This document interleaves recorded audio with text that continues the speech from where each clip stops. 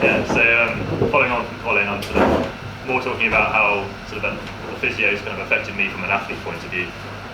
So I guess growing up, it was sort of similar to the sort of common belief that I guess that physios pretty much just treat injuries, whereas the more you get into sport, the more sort of you realise how much interaction you have and how much influence they have over sort of your whole career. So I figured the best way of going about doing it was to sort of explain, sort of talk my way through my career and sort of each section and sort of how sort of physios have helped me or sort of dictated a lot of the stuff that we've done. So sort of growing up, I played lots of basketball, being tall from a young age, kind of get lots of tall people injuries, so knees, ankles, backs, sort of all the sort of growing pain type things.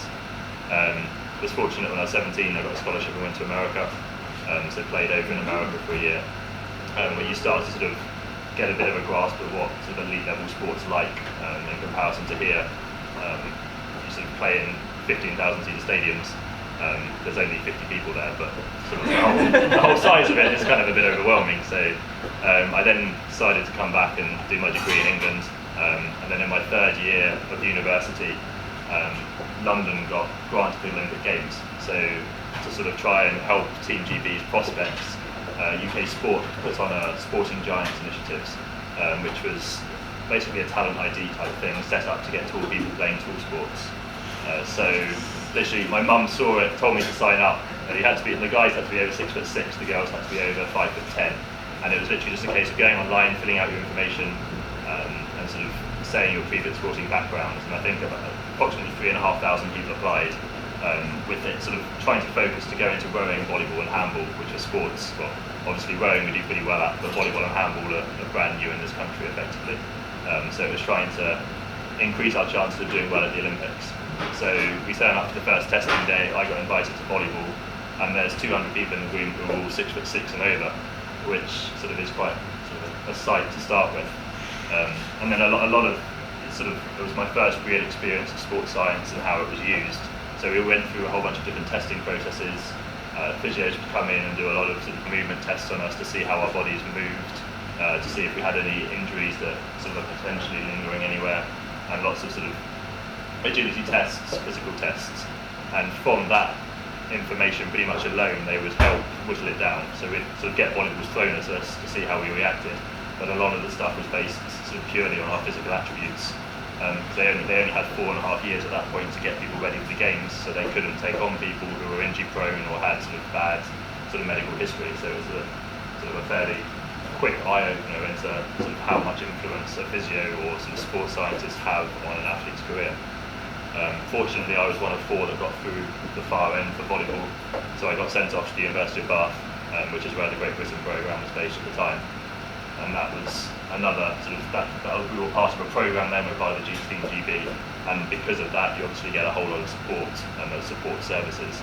So we'd have physios, nutritionists, strength and conditioning, psychologists, pretty much anything. They were there sort of influencing everything that we did. So once again we'd go through a lot more sort of screening, testing, and pretty much what the physio said dictated everything that we were allowed to do and weren't allowed to do. So they would talk to our S&C coaches, they would talk to our nutritionists, and sort of basically try and find a way of maximising our performance through sort of improving us physically.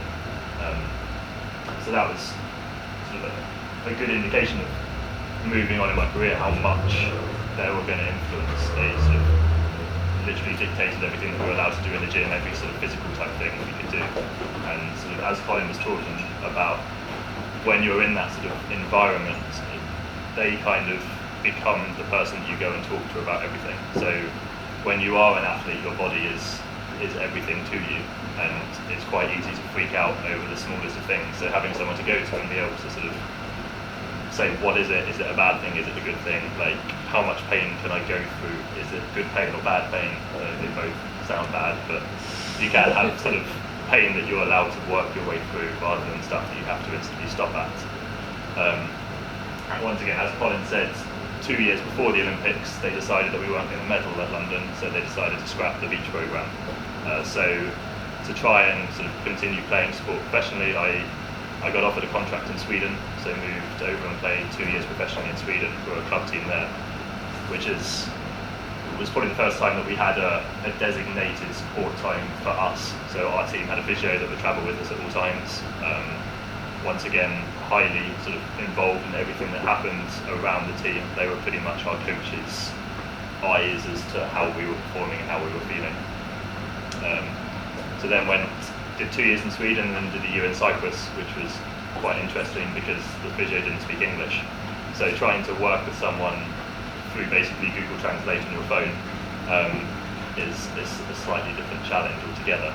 And you kind of, I think, losing that sort of personable side and being able to talk to them because of language barriers certainly didn't have a good effect on us. And I think there were 3 foreign players in the team, none of which were able to communicate with the physio. So having sort of injury and you sort of have to try and figure out what it is in English or Spanish or any other language was pretty tough. And then, so I moved back to Bournemouth.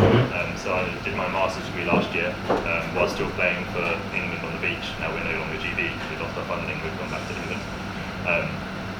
So I work with Colin. So Colin is part of the TAS physio, which is like the Talented Athlete Supports Scholarship scheme, something like that. So it's basically supporting elite athletes who are still in education. So now I work with Colin, so we get sort of fairly regular meetings-ish. Last year we probably had about 6 or 7 times. He came in at the beginning of the year and did a screening on me. So he worked with Stuart, who's the S&C coach at Bournemouth. We sort of put together a program to try and basically get me through the year without being too badly injured. And it's just a case of it's important and nice to have someone that you can see on a regular basis and they can sort of predict injuries coming. Like we have physios, or we have a masseuse at the uni who sort of talks to the rest of the support team and they can kind of they know what your body should feel like, and if there's things that are going wrong with it, they can pick it up at an early stage. So it's just, I think the longer I've been in sport, the more you realise that the physios aren't there just to fix injuries. They have an influence, like a massive influence on stopping injuries in the first place. And they're one of the sort of the integral part of your support team and vital to keep actually playing and keep going. So I think that's pretty much, try to keep it brief, but just to try and give you a bit of an idea as how much influence they actually have and how much interaction you end up having with your physio. But I guess if there's any further questions, we're about to go into a question session, so feel free to fire away. Yeah, thanks, Phil. Do you have any questions that they're dying to ask? Don't all ask at once. How does it work to get a physio with GPs? How does it work, sorry? How does it work with GPs alongside as physiotherapists? With GP, so as in doctors?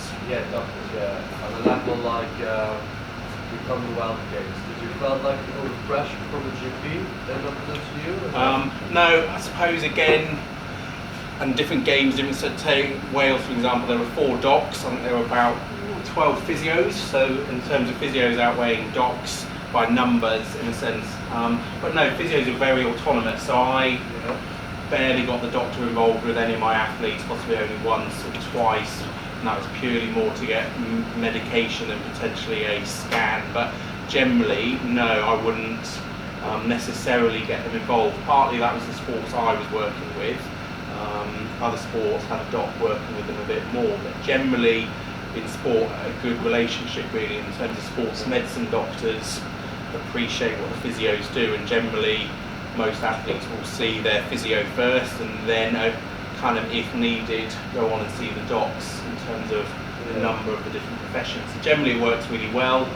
The doctors are very open, and often kind of the picture you saw where it's a very big open plan treatment area, the docs are often around and it's quite informal in terms of getting people involved. So generally works well from that point of view, and probably less traditional, the doctor being seen first and referring on. It's very much the other way around.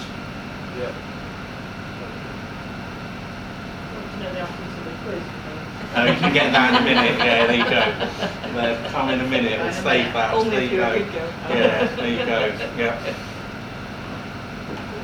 What's your view on stretching? I know you mentioned yoga, but you know, like people down at the Bournemouth Marathon Festival, they're all doing their like loopering up and stuff. Yeah. But I've heard it's low rubbish. What do you think? What do I think? What do I think? Generally, so if you go sciencey, the research shows that stretching really doesn't help prevent injury. So you could go into a load of rubbish. Equally, you could go, actually when you then delve into that, it's about long-term stretching, does it improve things? And it isn't a surprise it doesn't help, because there's lots of factors that cause injury. Just being a bit tight probably isn't a big factor in terms of causing injury. If you're really unflexible, and I'm not looking at Phil the most in a sense, stretching is really important for Phil in terms of part of his management, because the more flexible you are, the easier it is to get into positions and you're not fighting a bit of resistance. So if you move better, you're more likely to potentially move more efficiently, and that might have an impact on not getting injured as much. But in terms of I must stretch before I go and run, no, you're better off walking around, jogging around, doing some movement stuff. It's more about kind of waking up your nervous system prior to exercise. It's probably the more important thing. And then after exercise? After exercise, while you're warm, you're better stretching then, in terms of if you know you're a bit stiff or tight, you're going to get a better effect on the tissues. And actually after exercise, you tend to, depending on what you've done, your tissues tighten up a little bit. So you're really using stretching to get you back to where you were before as a maintenance thing. So probably, yes, I would stretch as part of your big program, but in terms of you must do it before activity, less so, unless you have a particularly tight something, and then I probably would stretch before. Are there also chiropractors involved besides physios in the multidisciplinary teams? And I knew that question might come up looking around the audience. It's a really good question, and you could argue there aren't many, put it that way, in reality. How is the evolution? Yeah, there's probably a tradition thing in reality.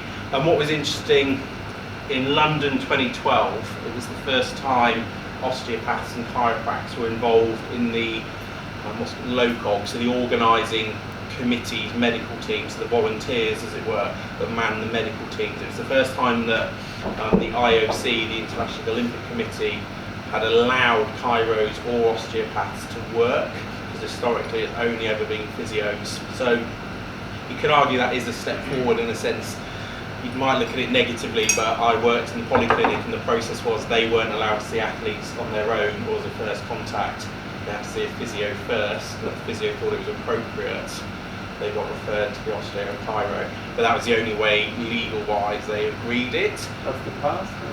That was in 2012 because London did that, so that was the first time in terms of big sporting events. That Those were the guidelines for the Yeah. whole Olympic Games? No. Yes, Or for the volunteers in the venues in the medical centre, the chiropractor and osteopath wasn't allowed to see a patient for a first Wasn't there assessment. in Beijing as well? Beijing? I'm not sure if there were, no, there definitely weren't in the polyclinic or the volunteer stuff. Some The countries, volunteer poly. yeah, so the local Okay. organising committees, That medical doesn't teams. say anything about countries itself. So they might have taken chiros and osteos, exactly. Their Team GB in London 2012, don't think took a chiro osteo. There are less, but there certainly are teams and sports that do have osteopaths or chiros. It's just, it is a lot less common in reality. Probably is a historical element to that potentially. Colin, you talked about yoga as a stretching for the fascia. Yeah. A lot of people advocate Pilates to strengthen the core. Do they balance? Do they, I mean, one preferable to the other?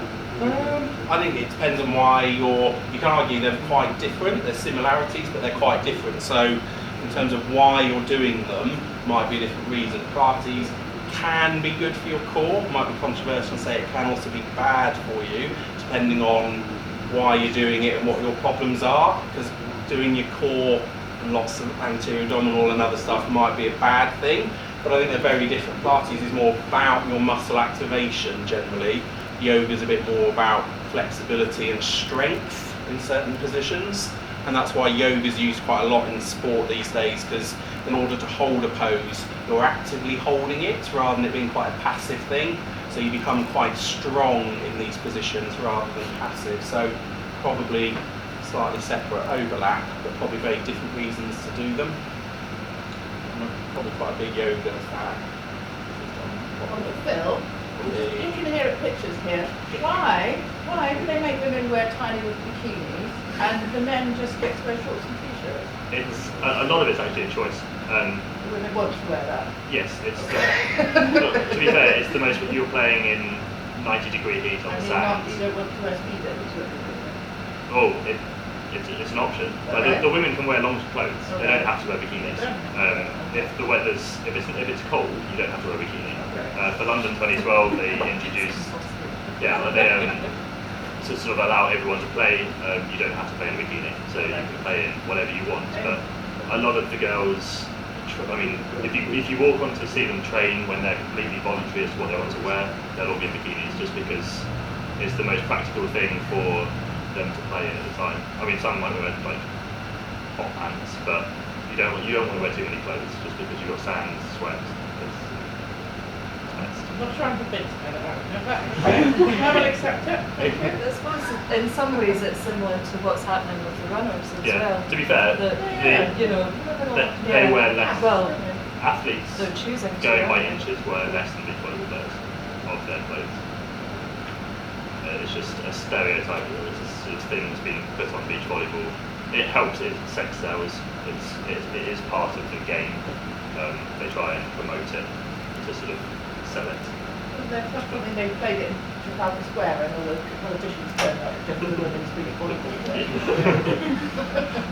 And we're sorely disappointed when the jumpers came on. Yeah, that's not wearing skins. It's a joke.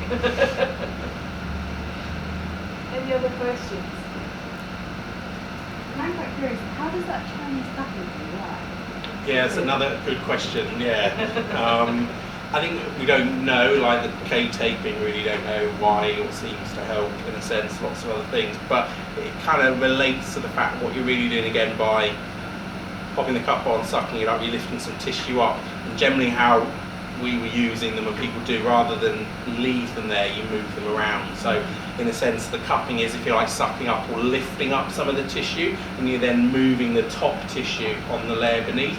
In the thought process, a bit like on the back pain videos where you saw some sliding between the top layer and the layer below, that potentially the cup is sucking one up and then you're creating some of this movement.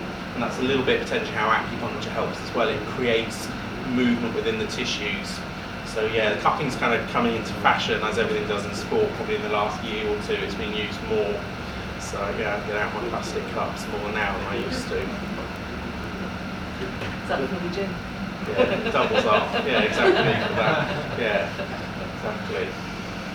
Look upon the ultrasound on the low back. Yep. Can read down to the individual itself that his range of motion was limited due to his pain levels? So I think, it wasn't my videos, but it was a study done by Helene Langevin, who's done loads of stuff on fascia, mainly with acupuncture. As far as my understanding is, they were strapped to the bed and the bed moved them through the same range of motion. So in a sense they were moving through the same range. Yeah. It's just one person's fascial tissue wasn't moving as well and the other one was. So my understanding is they went through the same range. Yeah. But just one had back pain, the other one didn't. And was that passive? Passive. Defensive? Yeah. So So passive. essentially like the osmosis. Yeah. Yeah. So just as an example of that sliding gliding, which potentially be how quite a lot of the treatments that were going on in our physio room might have been addressing. As a physio, what do you find of the K-tip itself? Because I find it beneficial for if I want to stretch the fascia on a certain player to get like in that way, or to the more the stability type of like in the stability. Yeah. Or to make the shoulder more stable or something. Yeah, how do I use it? Yeah. Good question.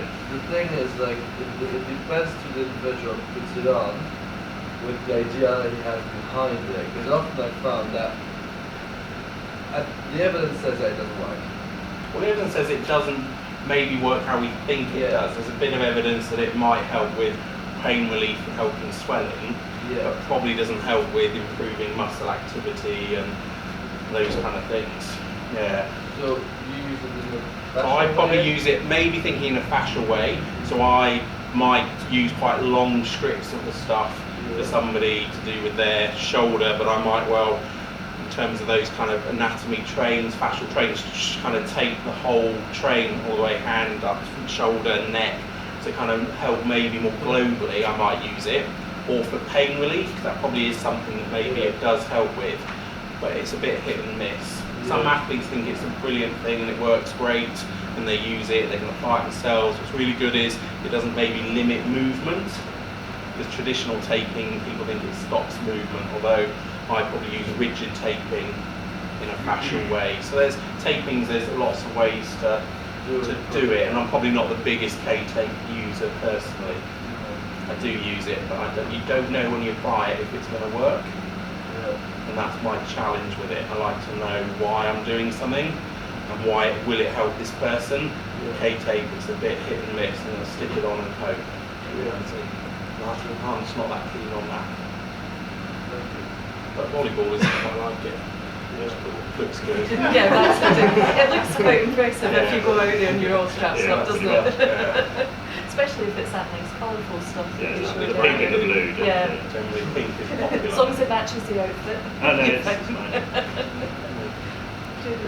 How many hours a day do you have to exercise or do activities in order to maintain your skill and your level of fitness? When I was abroad, we'd train 2 or 3 times a day. So 6 hours roughly a day would be over a variety of things. So we'd generally have sort of in the morning like a light ball session, so it won't involve too much jumping, too much impact. And then we'd do sort of strength and conditioning stuff, or like a conditioning session or Pilates or something to strengthen. And then in the evening it's more sort of match type play. So they kind of, it staggers throughout the week and the time of year. So in the pre-season we'll do a whole lot more, and then throughout sort of competition schedule it's a lot more just maintaining. So a lot of the focus is on making sure that we don't get injured, whereas the pre-season they kind of run us into the ground and try and get fitness levels up and make sure that we're sort of at the right level. And then as soon as you get into competition, it's literally just sort of keeping the same level and trying not to sort of go off too much. Like in Sweden, we'd play 3 or 4 matches a week in the playoffs, and that lasted for 2 months. So if you're playing 4 times a week with 12-hour coach journeys between matches, it's literally just a case of keeping our bodies together. So it really does vary throughout the year. I'm still beginning.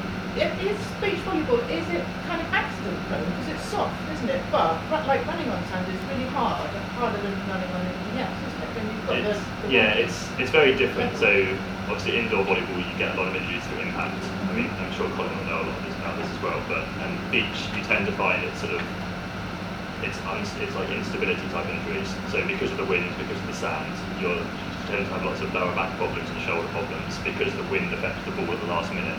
You might have to put yourself in a bad position to attack the ball. So I think there's a lot less impact type injuries, so it's a lot better than that. In general, a lot of players will play indoors until they're 30, 35, and then you can move out to the beach purely because it is a lot nicer on your body. But you still do have problems because of the wind. It puts you in weird positions. So instead of hitting the ball in the right position, you might be hitting the ball in a position that's weak for your shoulder. So you tend to have more shoulder and back injuries than knees and ankles, which is probably the difference between indoor and beach, just because of the surface. Would you agree? Is that what you? Yeah, no, I would agree. And I think the challenge comes from where your body adapts to what you're doing. So if you're just playing beach, your body's coordination and nervous system and everything adapts to being on the sand, and that's normal. Often the challenge comes when people who played indoor stop playing indoor and the next week start playing on the sand. That's probably when they'll get more injuries, just because their body isn't used to training on the different surface.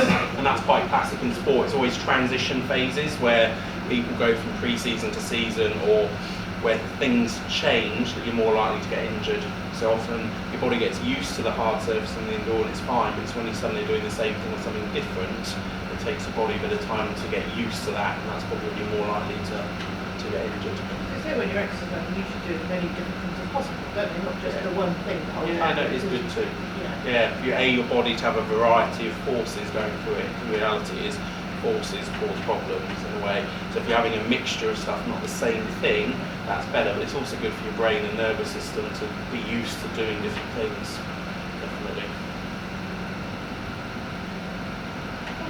Where does beach volleyball go now after London? Is there any legacy, or is there any young talent in that area with still opportunities, or well, there is still talent. There's unfortunately, it's probably the most talented that we've been right now, but we have no money to do anything with it. So we're working through the Continental Cup at the moment, which is the qualification method for the for Rio. So there's the way you qualify for Rio, you either have to be in the top 16 in the world, or each continent, or each sort of continent's federation has a place which is run through Continental Cups. So we play against all the other European teams, and so I'm part of one of the teams. There's 2 teams of 2. So we played this summer in Bournemouth, was the first round of the Continental Cup. So we won that. So we automatically go through to round 3 of the Olympic qualifiers. So next summer we'll be playing against 4 more teams. And basically if you win that, you go to round 4. If you win round 4, you go to the Olympics. So our top team at the moment is playing, they play full time on the World Tour. They've got sponsors. They don't do anything else other than train. And they're about 40th in the world at the moment. Is that men and women? So it's only men at the moment. Unfortunately, we just don't have the talent in the women's game. They go to other sports. Who will you face next summer then? Where will that We be? don't know. It's still to be drawn. So it'll finish this year, but so next year we'll play either 4 or 5 other countries, and then the top 1 or 2 will go through to the following round. Sorry to be like that. How are you keeping, the right competition level to be ready for that next summer? So sort of self-funding thing. So I went out to California for 6 weeks this summer. So all the top teams in the world are pretty much there as a pre-season base. So sort of you just go out there and train against other teams. We still play. You can still do whatever you want. You just have to pay for it after you're going back. So it's either private sponsors. I'm fortunate the university helped me quite a lot. So the university cover sort of quite a lot of my sort of expenditures when it comes to playing abroad. It's just working part-time, trying to find ways to play. It's tough and it puts us at a massive disadvantage, but if you want to try and keep playing at that level, then you just have to make sacrifices. So like I work at university, but I train at 7:30 in the morning and then train after work. And yes. Yeah, so through the winter now, how do you keep training? So there's an indoor facility at Leith. They built it about 2 years ago. I think it was at Oakmead School in West Howe. They built an indoor beach facility there. So there's 3 indoor courts that we can train at throughout the winter, or we go abroad. So when you say hoop, then who is that sporting that we play for indoor? We do. University one? Yeah, so the other team that's playing, they have sponsors, so they've got about £50,000 worth of sponsorship each year, which just about covers nearly a good season if you pick and choose it and spend it wisely. So it's just a case of funding ourselves either through private sponsors or savings, or working part-time and spending that money on sport. So it's why we're at massive disadvantage in comparison to the rest of the world, especially in volleyball, which I think is something like the 2nd or 3rd most played sport in the world. It's just here, it barely exists. But you go to the World Championships were in Poland last week or last month, and 62,000 people watching the stadium. And it's a massive, massive sport worldwide, but it's so small here that we kind of just have to kind of make do and hope that we can get to the level that UK sport start taking it seriously again. So if they think that we're going to get to the Olympics and they think we're going to win an Olympic medal, then they'll pump more money into us. So it's just a case of being stubborn enough to keep trying even when everyone tells you that you can't. Is that a squad of how many people would say, oh, 4. There's 4. Well, beach volleyball is strange in the fact that you're a team of 2 and you have to be quite selfish.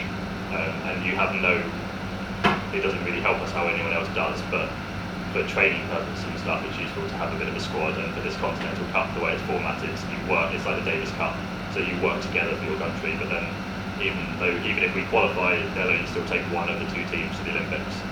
So it's just sort of you're on your own, but you need help along the way. It's a weird dynamic in beach volleyball. All 4 are based here, are they? Sort of. Well, no, not at all actually. I'm based here. My partner actually lives in California. So he's an English guy who married an American and moved out there. So that's why I go to California and train with him, because it's more glamorous than here. And then the other 2, they run the Crystal Palace Beach Volleyball Club. So they live at Crystal Palace Sports Centre and train there full time. And then equally go abroad, and so they go to California on Saturday for a month. And then they spend 6 weeks in Rio at the beginning of last year, and you just go where the play, so everyone else goes. It's a small enough sport to know the hot spots around. There's about 4 places in the winter that you can go to, and you're guaranteed to get training. So you just go there for a couple of weeks and then come back here and work on physical stuff and technical stuff and then go back out and play. So it's just trying to juggle everything around.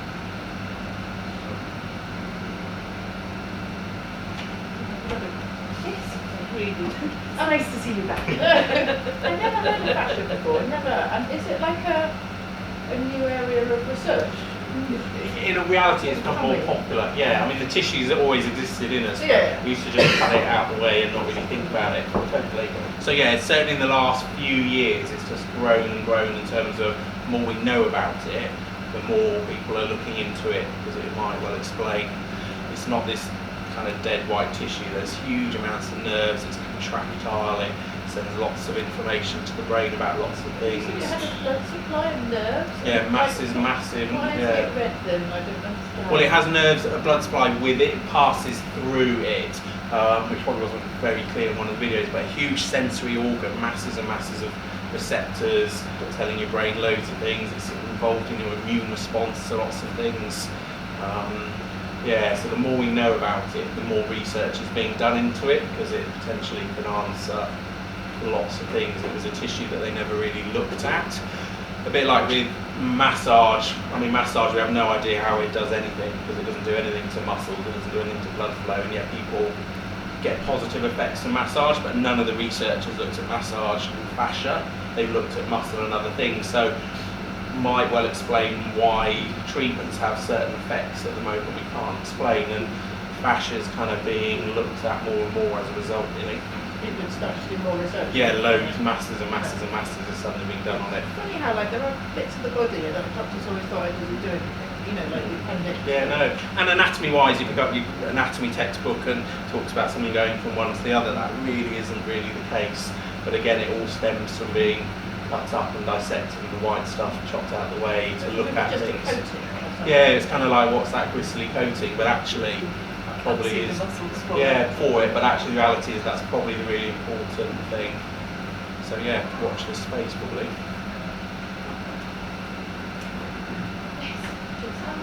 As insiders, what's your view on this sort of situation regarding the level of doping in professional sports? And, you know, as sort of a medical person, do you think it's being detected, or do you think, well, you know, what do you think it's a big deal or not?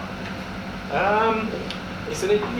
don't think it is. I think the reason I think it's interesting is it's become a much bigger issue, because the reality is pretty much everything's around money, and your results mean money, basically, be it sponsorship or doing well. So in a sense, I think it became a big thing, doping, because of the potential to potentially achieve and do well. And I think it's a battle around science, because the tests they can pick up now and what they test for are so different to 2 years ago even. So the challenge is for dopers to try and find a new way of doing something that can't be detected. They probably have a really small window before the test, or they look into it. So yes, it's bound to happen, but I actually don't think it happens a lot these days, partly because testing's so big as well. I mean, testing goes on all the time, so that's the challenge. If someone's going to do it, you have to be particularly clever about how you're going to do it, because athletes are tested potentially twice a week, 1 week and not another. It's very random and targeted, and certain sports will get tested more. So I don't think so. I mean, there's lots of ways you can try and get around it, which you often hear on the media or things. And most tests that come back, a lot of the positive tests these days are where athletes have been daft and taken some supplements that have been contaminated. And that produces a lot of positive results these days, where unintentionally they had a positive test. Team Wales, we had 2 right before the Commonwealth Games, where 2 athletes didn't enter the village because they had a positive test, as a result of both being sponsored by the same small supplement company and things. So there's a lot of positive tests that are accidental, I don't think it is a big thing. I think some sports more so, but it often falls around money. But testing is so much better these days. I don't know. Volleyball, it's I don't really know of anything in volleyball. It's more recreational drugs that kind of get caught as performance enhancing. Yeah, exactly.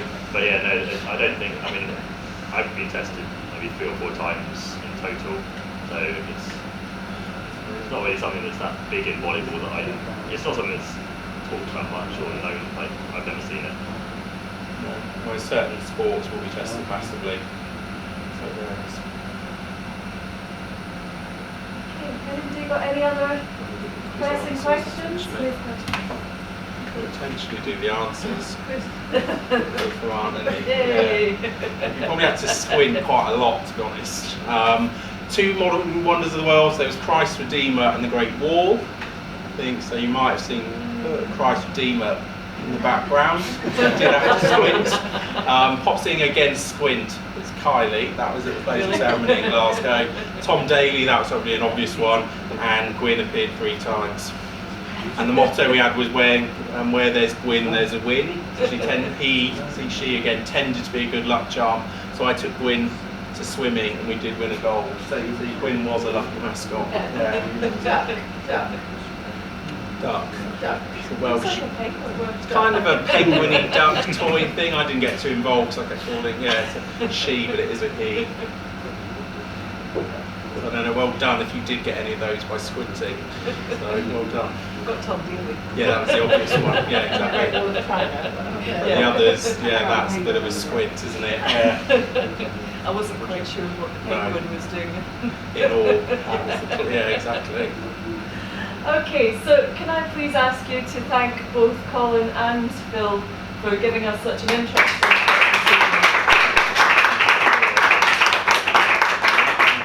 I'd also like to thank all of you for coming out this evening and joining us. I hope, as I say, we'll see you again sometime soon. Just to let you know, in case you haven't seen it in the leaflets, our brand new super duper posh leaflets that we've got out now, we're trying to line up something special for December, being the Christmas edition of Café Scientifique. But next month should be a real treat as well, because we have Jeff Baggist who's coming along to talk to us about optical illusions. So not only is he going to be talking to us about optical illusions, he's got all sorts of bits of kit that he's bringing along for us to try. And 3D glasses that show 3D photographs, and he's going to tell us how you can make 3D photographs from taking normal digital photographs, and all sorts of interesting bits and pieces that he's putting together. So that will be the, what date is it? The 5th, is it? Or the 4th. Because Somewhere I around graduate the 20. next day. Woohoo! So celebration. So yes, so thank you all for coming out, and if they were around we could thank the Glasgow Nova staff, but I think they've all gone home and left us. But anyway, thanks very much for coming along, folks. Thank you.